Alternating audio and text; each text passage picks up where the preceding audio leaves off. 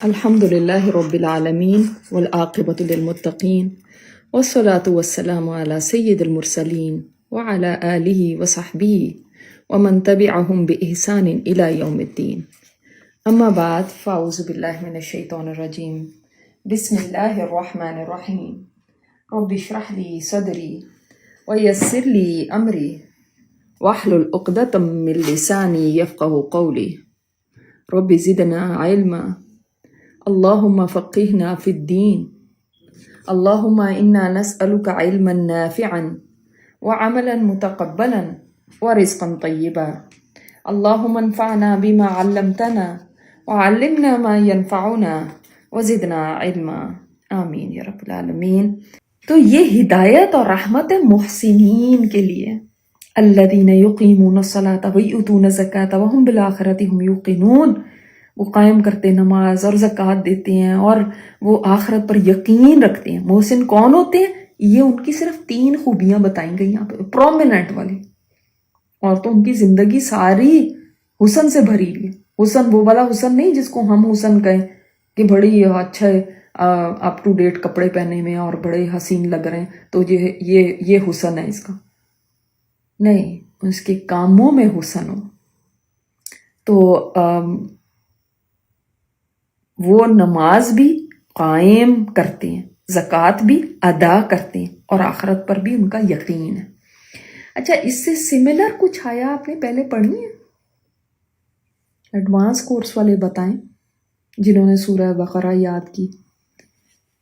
سورہ بقرہ میں شروع میں ہی آتا ہے نا، اور وہاں پہ ہدی للمتقین، یہاں پہ ہدی و رحمت للمحسنین۔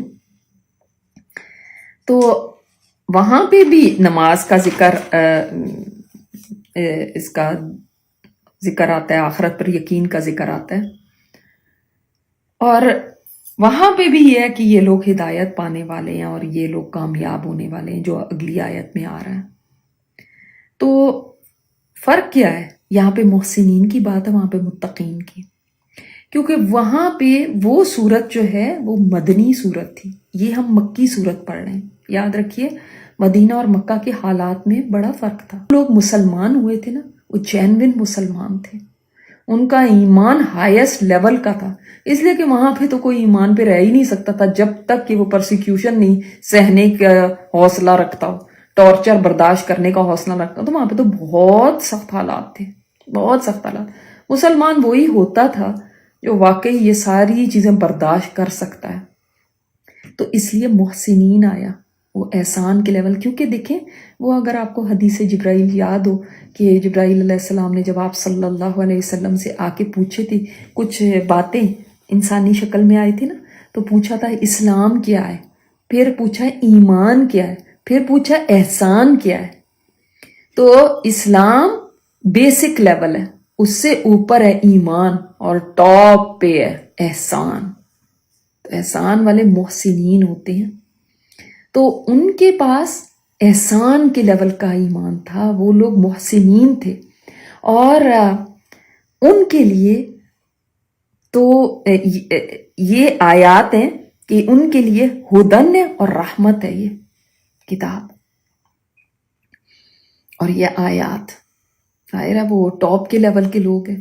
متقی، اب وہاں پہ متقی کیوں آیا؟ آپ دیکھیں مدینہ میں کون تھے؟ مدینہ میں تو اس طرح کا ٹارچر تھوڑا ہی تھا، حالات بھی کچھ اس طرح سے، ٹھیک ہے اتنے نہیں، لیکن حالات کچھ بہتر تو ہو گئے تھے، کچھ مال غنیمت بھی آنا شروع ہو گیا، بدر میں کوئی فتح بھی مل گئی، اس کے بعد ہی تو منافقین نے جنم لیا تھا۔ تو وہاں پہ ہر طرح کے تھے، کمزور ایمان والے بھی تھے، اسٹرانگ بھی تھے، منافقین بھی تھے۔ تو متقین وہاں پہ آیا اس لیے کہ متقی وہ ہوتا ہے کہ جو گناہوں سے بس اپنے آپ کو بچا کے رکھے، اللہ تعالیٰ کی ناراضگی کے کاموں میں نہ پڑے۔ تو لیول بھی نیچے آ گیا کہ اتنا بھی کر لو تو بڑی بات ہے، یہاں تک بھی پہنچ جاؤ، اور یہ تو محسن ہے نا، یہ والے جو مکہ میں تھے۔ اچھا، اب پہلی چیز قائم کرنا نماز کا، قیام کس کو کہتے ہیں؟ ہم کھڑے ہونے کو ہم کہتے ہیں نا مقیم ہے وہ۔ تو مقیم کون ہوتا ہے؟ جو سیٹلڈ ہوتا ہے۔ تو محسنین اپنی نماز کو قائم کرتے ہیں، یعنی ایک تو 5 وقت کی نماز پابندی سے پڑھتے ہیں، پھر ان کی نماز کا ظاہر بھی اور باطن بھی دونوں ہی زبردست ہوتے ہیں. ظاہر میں بھی ان کی نماز میں سارے ارکان، شرائط نماز کی، آداب نماز کے وہ پورے ہوتے ہیں. نماز کی چوری نہیں کرتے. نماز کی چوری کیا ہوتی ہے کہ رکوع سجود پورے نہیں کرنے، تھوڑے تھوڑے کر کے بس تیزی تیزی سے جو نماز پڑھ رہے ہوتے ہیں، یہ نماز کی چوری ہے. پھر اندر بھی خشوع ہوتا ہے کہ اندر بھی اللہ تعالیٰ کی طرف دھیان لگا ہوتا ہے، دماغ کہیں اور گھوم نہیں رہا ہوتا کہ نماز شروع کی اور اس کے بعد سارا وقت جو ہے وہ کسی اور کوئی یاد کرتے رہے. اللہ تعالیٰ کی تو یاد آئی ہی نہیں، پتہ ہی نہیں چلا کہ نماز پڑھی ہے. سلام بھی پھیر لیا اور پتہ ہی نہیں چلا کہ اللہ کے حضور کھڑے ہوئے. تو ایسا نہیں ہونا چاہیے. ٹھیک ہے ہمارا ذہن کہیں بھٹک جاتا ہے اور ہم سب کمزور ہیں، لیکن جب ہم جائے نماز میں کھڑے ہوں تو ایک دفعہ کم از کم ضرور ذہن میں لے کر آئیں کہ میں اللہ تعالیٰ کے آگے کھڑی ہونے لگی ہوں. بس یہ میں اللہ کے آگے کھڑی ہوں. تو تھوڑا کہیں تو یاد آئی نا اللہ تعالیٰ کی. یہ نہ ہو کہ وضو بھی کر لیا، نماز بھی پڑھ لی اور ایک دفعہ بھی نہیں اللہ تعالیٰ یاد آیا، چاہے سجدہ ہے، چاہے رکوع ہے، چاہے قیام ہے، سارے ٹائم ہی کسی اور کی یاد چلتی رہی. تو کوشش سے ہم اپنی نمازوں کو بہتر کر سکتے ہیں. یہ قائم کرتے ہیں نمازیں، یہ اللہ تعالیٰ پہ کوئی احسان نہیں کرتے، بلکہ اللہ تعالیٰ کا شکر ادا کرتے ہیں کہ اس نے توفیق دے دی اپنے آگے کھڑا ہونے کی. یہ خشوع سے نماز پڑھتے ہیں، عاجزی کے ساتھ نماز پڑھتے ہیں. یہ اپنی نمازوں کو اول وقت میں ادا کرتے ہیں. ان کی نمازیں اللہ کی یاد سے بھری ہوتی ہیں. ہم بھی محسن بن سکتے ہیں اگر ہم تھوڑی ایفرٹ کرنا شروع کر دیں کہ نہیں میں نے اپنی نماز کو بھی حسین بنانا ہے. کہ ابھی ہم نے محسن کی بات، محسن ہے ہی وہ جس کی ہر چیز ہی، ہر عمل ہی خوبصورت ہے، حسین ہے. تو میں نے اپنی نماز کو ایسا بنانا ہے. مصیبت کے ساتھ نہیں نماز پڑھنی کہ ہمارے باندھے کی پڑھ رہے ہیں، ہائے نماز کا پھر ٹائم ہو گیا. کئی لوگوں کا تو یہی دکھ نہیں ختم ہوتا کہ جو ہی سردیاں شروع ہوتی ہیں کہتے ہیں بس کیا کریں، ایک نماز کے بعد دوسری، ایک نماز کے بعد دوسری، سارا دن بس نمازیں ہی نمازیں. ان کے لیے کتنا بوجھ لگنے لگتا ہے. اور صحابہ کرام اور نبی علیہ الصلوۃ والسلام کو تو دیکھ لیں، نماز کو اپنی آنکھوں کی ٹھنڈک بتایا، دل کا سکون بتایا. تو جب انسان نا کوشش کے ساتھ نماز پڑھتا ہے اور نماز کے اندر اللہ کی یاد بھی آنے لگتی ہے نا، اور رکوع اور سجدہ اور قیام بہترین ہونے لگتے ہیں، اور نماز میں سمجھ بھی آ رہی نا کیا پڑھ، پھر آہستہ آہستہ، ایک دن میں نہیں ہوگا، آہستہ آہستہ نماز میں مزہ آنا شروع ہو جاتا ہے. پھر نماز بوجھل نہیں لگتی. لیکن سب سے زیادہ تو انسان اپنے ایمان کا ثبوت اپنی نماز سے ہی دیتا ہے. کیوں؟ اس لیے کیونکہ نماز تو دن میں 5 دفعہ پڑھنی ہے اور کوئی معافی نہیں ہے اس کی. روزہ ہو گیا، زکوٰۃ ہو گئی، حج ہو گیا، ان کے اپنے اپنے ٹائمنگز ہیں، وہ اس وقت ہی دے دیا آپ نے، بس ختم، سارا سال پھر آپ فارغ. لیکن نماز کو آپ کو ہر دن کنٹینیوسلی پڑھنا ہے. یہ نہیں ہے کہ بس شادی کسی کی ہے تو پھر اب نماز ہی رہ گئی. سفر میں گئے، جہاز میں بیٹھے ہیں، چونکہ 16 گھنٹے کا سفر تھا، سارا وقت ہی نماز بھولے. دیکھیں کیا کریں، ہم وضو ہی نہیں کر سکتے. نہیں، آپ کو کسی حالت میں بھی نماز معاف نہیں ہے. آپ کریں وضو جیسے بھی کرنا ہے، لیکن آپ نماز پڑھنی ہے. آپ نہیں کھڑے ہو کے پڑھ سکتے، بیٹھ کے ہی پڑھیں. آپ کا جہاز اگر 18 گھنٹے کا سفر ہے، 16 گھنٹے آپ نے جہاز میں رہنا ہے، تب بھی آپ نے نماز پڑھنی ہے. نماز معاف نہیں ہو جاتی. کچھ لوگ سمجھتے ہیں وہاں پہ ہم پہنچیں گے تو اس کے بعد ہم ساری نمازیں ایک دفعہ ہی پڑھیں گے. اب وہ جہاں پہ آپ پہنچے وہاں پہ نمازوں کا وقت کچھ اور سے اور ہو گیا ہوا تھا. اب سمجھ ہی نہیں آتی کون سی پڑھنی ہے. جب ہم یہاں سے گئے تو اس وقت بھی عشاء کا ٹائم تھا، وہاں پہ پہنچے تب بھی عشاء کا ٹائم ہے. تو اب ہم کیا کریں؟ اب ایسے کوسچنز آتے ہیں. تو آپ نے چھوڑی کیوں؟ آپ نے تو پورے ایک دن کی نمازیں چھوڑ دی. تو ہم جہاز میں بیٹھ کے نا آرام سے فلمیں دیکھتے رہتے ہیں یا سوئے رہتے ہیں اور سوچتے ہیں نماز سے تو فراغت ہوگی. کس نے کہا جہازوں میں نماز سے فراغت ہے؟ کس نے کہا اگر آپ بیوٹی پارلر سے میک اپ کرا لیں گی تو اس کے بعد اب آپ نے نماز نہیں پڑھنی کیونکہ آپ کا میک اپ نہ خراب ہو جائے؟ ٹھیک ہے، اتنی آپ کو سہولت اسلام دیتا ہے کہ آپ جمع کر لیں نماز کو، لیکن نماز ہی چھوڑنی وہ نہیں پاسبل، اس کی کہیں گنجائش ہی نہیں ہے.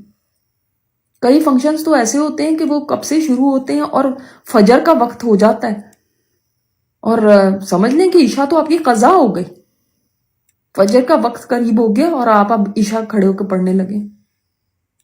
بات تو اس کو قضا کہتے ہیں مڈ نائٹ تک ہے صرف عشاء کا وقت، وہ ہے صرف اس کا ٹائم. لیکن کئی نمازیں ایسے جا رہی ہیں، پھر صبح کو اٹھنا مشکل. جو منافق ہے نا اس کے اوپر 2 نمازیں بہت بھاری ہوتی ہیں، عشاء اور فجر. اس سے ہی ہم اپنے ایمان کا جائزہ لے سکتے ہیں. عشاء کے کیا ہے؟ اچھا پھر عشاء کو ڈیلے کرنا اچھا ہے، کلوز ٹو، یعنی آپ جتنا کلوز مڈ نائٹ کے قریب پڑھ لیں اچھی بات ہے. تیسرے اس کے حصے میں نہیں ہے، اگر آپ کو لگتا ہے کہ میں سو جاؤں گی تو پھر پہلے پڑھ لیں. اور باقی نمازیں اول وقت میں پڑھنی پسندیدہ ہے، بہترین ہے، مستحب ہے. جب انسان نماز کے لیے کھڑا ہوتا ہے تو وہ اللہ تعالیٰ کے بہت قریب ہو جاتا ہے، خاص طور پہ سجدے میں. اس لیے سجدوں کو لمبا کرنے کا کہا گیا. تو الذین یقیمون الصلاۃ، وہ قائم کرتے ہیں نماز کو، صرف پڑھتے نہیں ہیں، قائم کرنا. اور قائم کرنے کے اندر یہ ساری چیزیں آ گئیں. اقامت صلاح ہی ہے جو کہ قرآن کے اندر ہے، کہیں پڑھنے والی بات نہیں ہے. ٹھیک ہے، سارا اس میں شروع سے وضو سے لے کر آپ جب تک سلام پھیرتے ہیں اس وقت تک یہ ساری آپ کا ٹائم جو ہے اس کے اندر آپ نے خشوع کے ساتھ سارے آداب کو سامنے رکھتے ہوئے نماز کو ادا کرنا ہے. اب ہمیں اکثر جو نمازیں سکھائی جاتی ہیں وہ بچپن میں کسی نے بھی سکھا دی.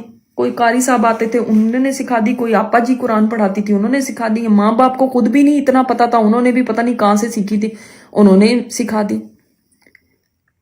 لیکن اصل جو نماز کے اندر کیا ہے، کس طرح سے ہر رکن کو ادا کرنا ہے، اس کا ظاہر یا باطن کیسا ہونا چاہیے، اس کی کبھی سمجھ لینے کی کوشش نہیں کی.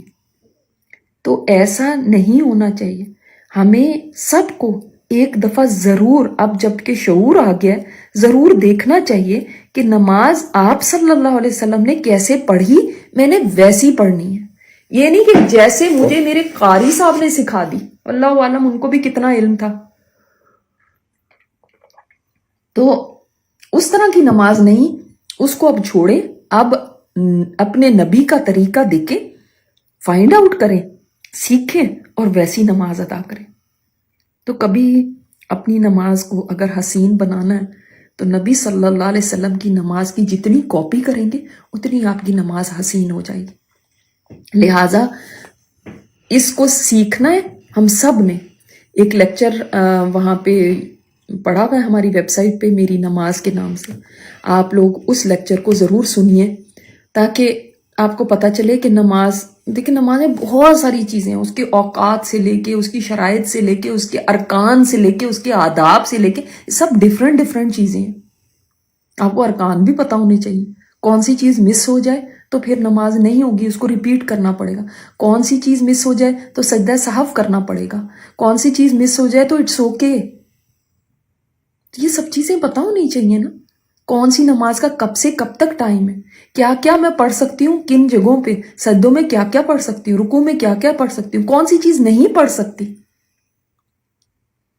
پھر اس طرح سے مجھے طہارت کا کس طرح سے خیال کرنا ہے، وضو کیسے کرنا ہے، صحیح وضو کیسے ہوتا ہے، سجدہ صحیح طریقے سے کیسے ادا ہوتا ہے، رکوع صحیح طریقے سے کیسے ہوگا، قیام میں ہاتھ کیسے باندھنے ہیں، فوکس کرنے کے لیے کیا چیزیں ہیلپ کر سکتی ہیں، قدم کدھر رکھنے ہیں، کتنے اپارٹ رکھنے ہیں، یہ تک بھی ہمیں بتایا گیا.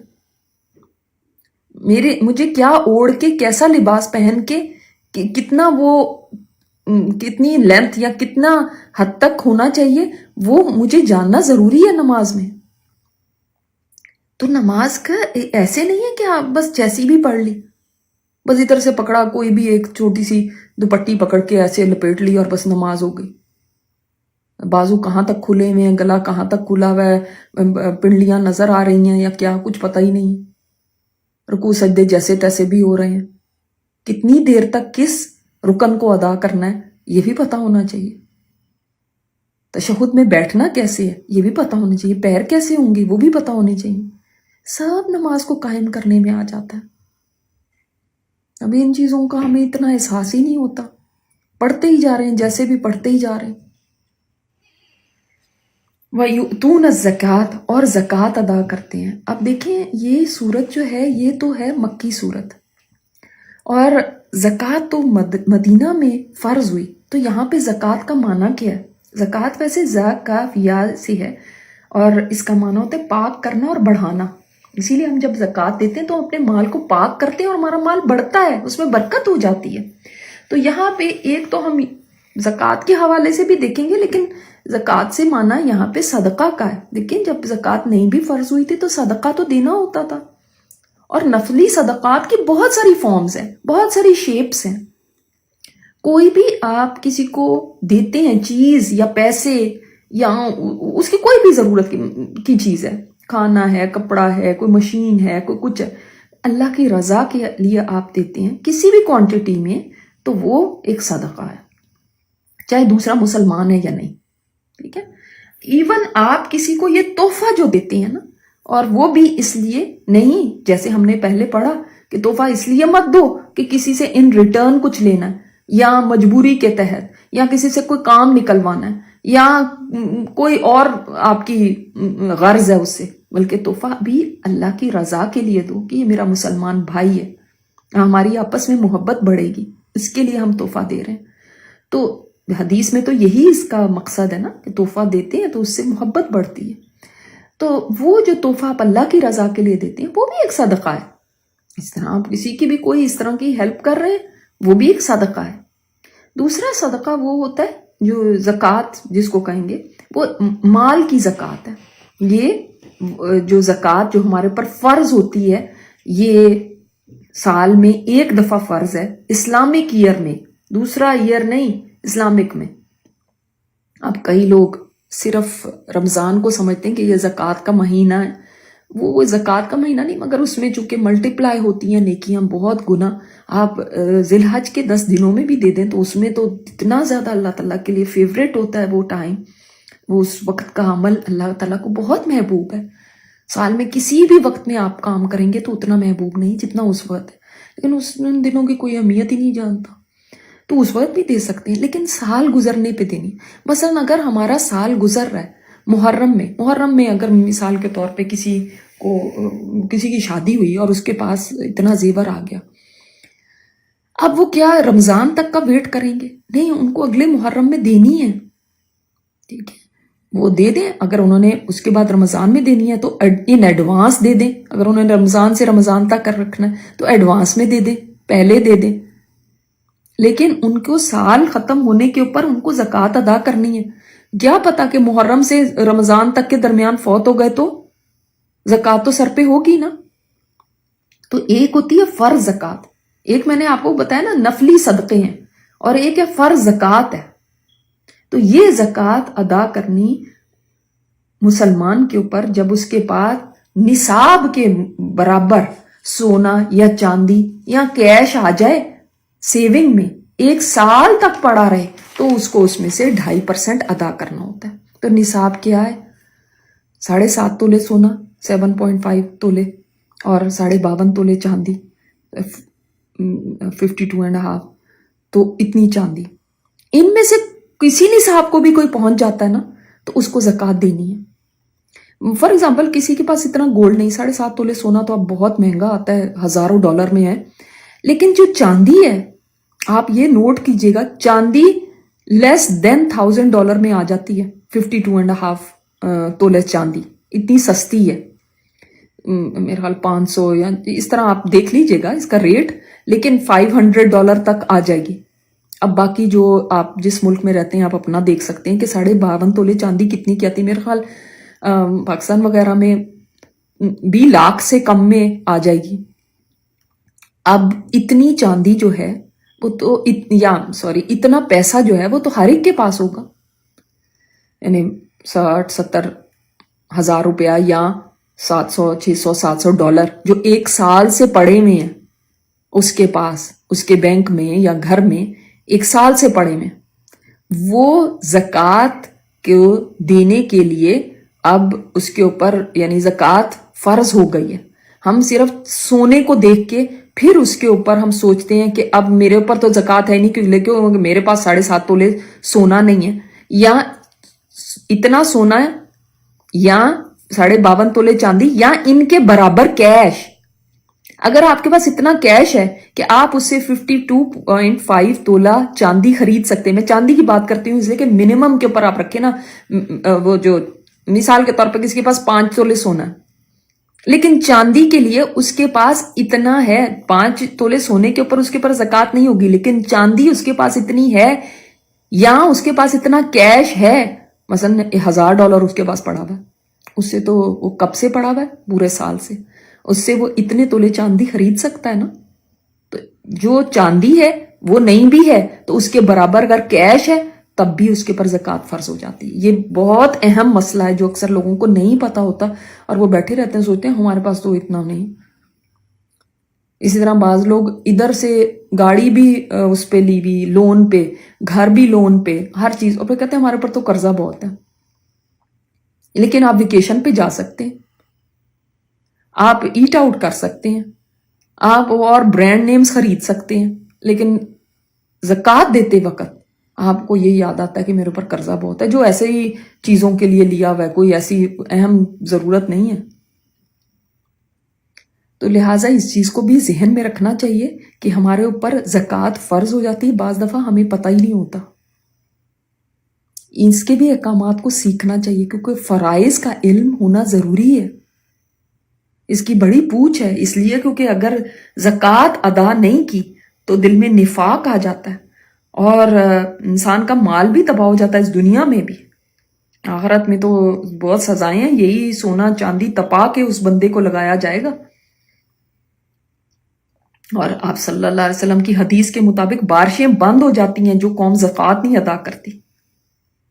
تو یہ بھی اللہ کا عذاب ہوتا ہے. بارش بند ہونا اس کا مطلب خوشحالی ختم ہو جاتی ہے، خوش سالی ہو جاتی ہے، فصلیں تباہ ہو جاتی. ابوبکر صدیق رضی اللہ عنہ نے مانعین زکوٰۃ سے جنگ کی تھی.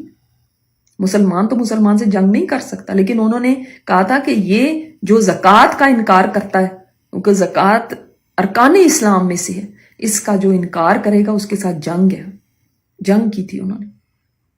لوگ ہیلے بہانے ڈھونڈ رہے لیتے ہیں ادھر ادھر سے، اور پھر چلو اتنے پیسے اگر پورے سال میں پڑے ہیں، جب زکوٰۃ کا ٹائم آنے لگے تو ذرا سے اس میں سے نکال لیے کہ اتنے کا مثلا ہے. اگر مثال کے طور پہ اگر 10 لاکھ کے اوپر زکوٰۃ بن رہی ہے تو اس کے اندر سے 1 لاکھ نکال لیا یا 50,000 نکال لیا، تو اب تو 10 نہیں بنتا نا، تو لہٰذا اب تو زکوٰۃ ہوگی نہیں.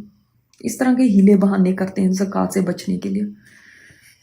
تو یاد رکھے معاملہ اللہ کے ساتھ ہے، انسان کے ساتھ نہیں ہے.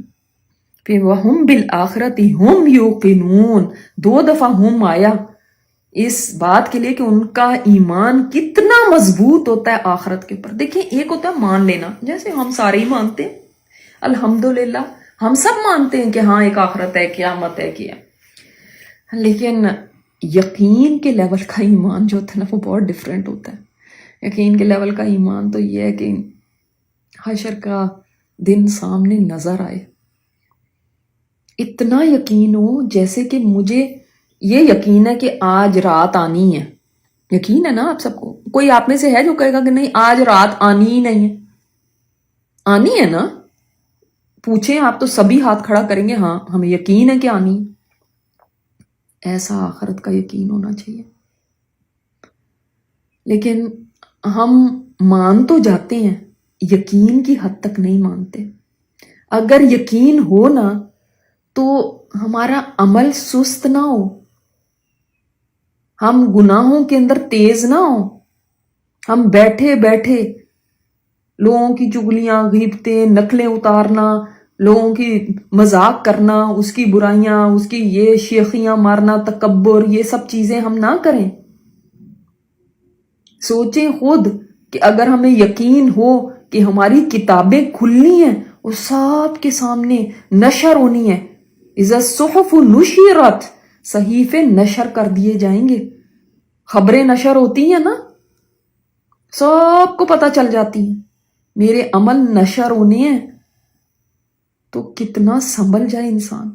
یہ زبان کتنی سنبھل جائے بولنے سے پہلے. کتنا خوف رہے کہ یہ میں برائی کروں گی تو ہائی اس کا جواب دینا ہوگا، میں کیا کروں. یہ نہیں کہ کبھی آپ سے کوئی برائی ہوگی ہی نہیں، پھسل جاتا ہے انسان، مگر احساس تو ہو، وہ عادت تو نہ بن جائے۔ اگر برائیاں عادتیں بن چکی ہیں، بی ویری کیئرفل۔ اللہ تعالیٰ نے سورہ بقرہ میں فرمایا جس کی برائیوں نے اس کو احاطہ کر لیا اس کے لیے عذاب ہے۔ احاطہ کر لیا یعنی اب وہ انوالوڈ ہو گیا، اب وہ اس کی ہیبٹ بن گئی ہے۔ اگر کوئی برائی کوئی گناہ کی بات ہے جو ہیبٹ بن گئی ہے، نظریں بے باک ہو چکی ہیں، وہ سینز دیکھنا اب ہیبٹ بن گئے، وہ چیزیں سننا اب ہیبٹ بن گئی ہیں، تو پھر کیا آخرت پہ یقین؟ کسی دن بھی نہیں خوف آیا، کسی دن بھی نہیں خیال آیا کہ مجھے اللہ کے آگے کھڑے ہونا ہے۔ مومن تو وہ ہوتا ہے کہ برائی اس سے ہو جائے نا تو چونک جاتا ہے، اس کے بعد کیئرفل ہو جاتا ہے، فوراً توبہ کرتا ہے۔ یہی ہمارے باپ آدم علیہ السلام کی صفت تھی نا، یہ نہیں کہ ڈیلے کرتے رہے توبہ کو اور اس کو کچھ سمجھے ہی نہ۔ جو آخرت پہ یقین رکھتا ہے کیا ایسا ہوگا کہ وہ گناہوں کو کچھ سمجھے ہی نہیں، بہت لائٹ لے، کوئی فرق نہیں پڑتا، سب کرتے ہیں۔ پھر انسان یہ نہیں کہتا دیکھی جائے گی جی، جب آئے گی تو دیکھ لیں گے۔